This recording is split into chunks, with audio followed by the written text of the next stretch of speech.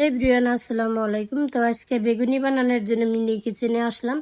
তো প্রথমে আমি বেগুনিটি কাইটা নিয়েছি, আর ওই রকম একটু লবণও দিই নে, বা একবার চাইছিলাম একটু লবণ দিয়ে মাখাইছি, যেহেতু বেগুনি খাইতে গেলে আবার বেগুনি যদি একটু লবণ না হয় ভালো লাগে না।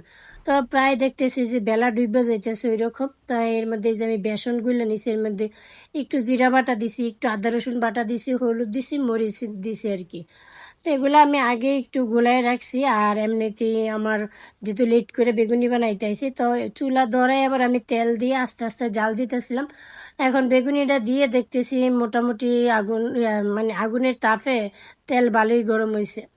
তো যেতটুকু লাকড়ি আছে আশা করি যেহেতু ছোটো ছোটো বেগুনি এর মধ্যেই হয়ে যাইব।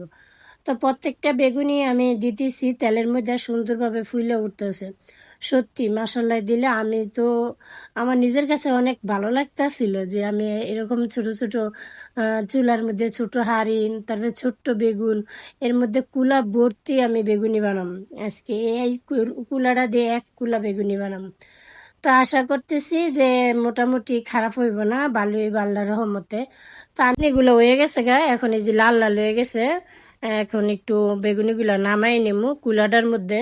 প্রথম বেগুনিটা নামাইতে আমার একটু কষ্টই হয়েছে, কারণ এসে যে এটার মধ্যে মনে হয় চামিচ দিয়ে নামাইলে সুন্দর হইতো। তো আমি যেহেতু বুঝতে পারিনি, খুরসুন দিয়ে নামাইলাম। আবার চুলার মানে আগুন জ্বলতেছে, এর মধ্যে আবার রুমে যাবো দৌড়ে যে চামিচ আনবো, আমি সাথে চামিচ মানে আজকে আর রাখিনি, ওই রকম মনে ছিল না। তো 3টা বেগুনি নামাই নিলাম। এর মধ্যে আবার আমি যে বাকিটি দিয়ে দিতেছি, মানে যেতটুকু সারে ওই আন্তাজে দিতেছি। একসাথে অতগুলা দিলেও তো যদি আবার না হয়, এই জন্য আমি ওই রকম বেশি দিলাম না।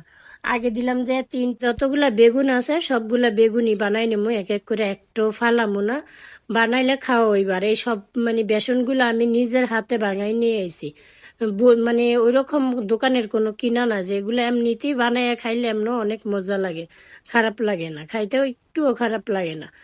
তাছাড়া হয়েছে যে লাকড়ি চুলার জিনিস কিন্তু প্রত্যেকটা যে কোনো আইটেমই রান্না করুক অনেক সুন্দর দেখতেও লাগে। আর তাছাড়া হয়েছে খাইতেও অসাধারণ লাগে, খাইতে একটুও খারাপ লাগে না। মাটির চুলা রান্না তো আমার কাছে খাইতে অনেক ভালো লাগে। তো ভালো লাগলেও করার কিছু নেই, ওইভাবে তো রান্না করে খাইতেও পারি না।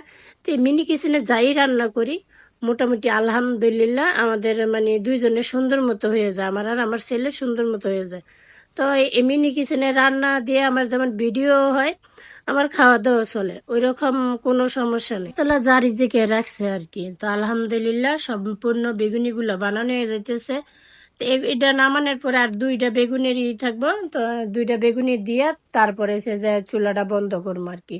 আর লাকড়ি এটা তো আর গ্যাসের চুলা না যে ফট করে দিলে বন্ধ হয়ে গেল, ওই রকম কোনো কিছু না। মানে যে আগুনের তাপ থাকবো এর মধ্যে আবার ওই 2টা বেগুনি হয়ে যাব।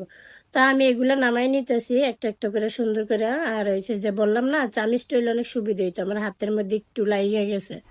আর কুলাটা যে যেহেতু একটু ছোট, কুলাটা আর একটু বড় হইতো।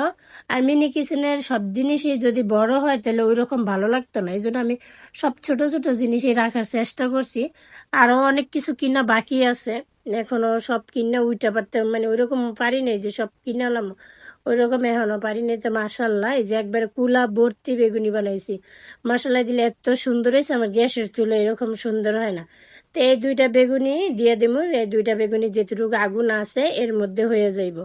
তো সবাই আমার জন্য দোয়া করবেন, সবাই ভালো থাকবেন, সুস্থ থাকবেন, আল্লাহ